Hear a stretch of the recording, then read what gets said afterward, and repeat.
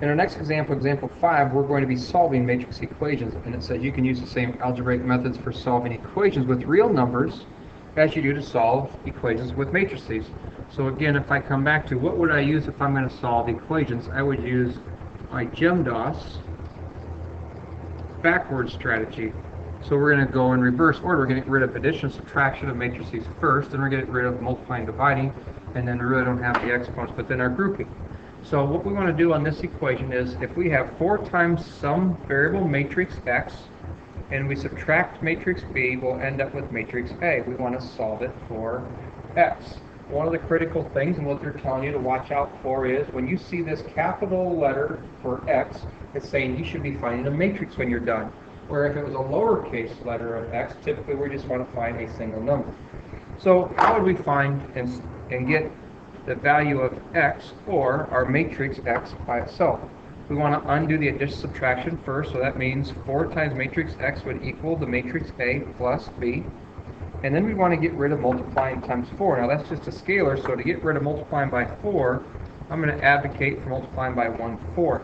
And it doesn't matter if I do left-hand or right-hand scalar multiplication, that property says it makes no difference. So we're going to slide that down and finish that up. So 1/4 of 4 is 1, so we have an equivalency of 1, so our variable matrix X must be the result of, and I like the 1/4 in front, even though left and right-hand scalar distributive property works. I want to take 1/4 of whatever matrix A plus matrix B is, so it's 1/4 of the resulting matrix. And I'm going to choose to add matrix A and B together first, rather than taking 2 matrices times 1/4 and then adding them. That seems a little ridiculous. So I'm going to take our -9 and add it to the 5, which is -4.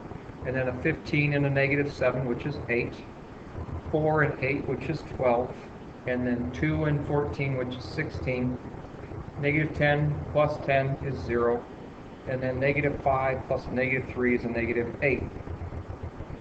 Now we're going to go through with our scalar multiplication, and in our scalar multiplication we want to multiply every element times 1/4. So we're going to take a 1/4 times a -4, which is a -1, 4 times 8, which is 2, and a 4 times 12, which is 3, 4, 0, and -2.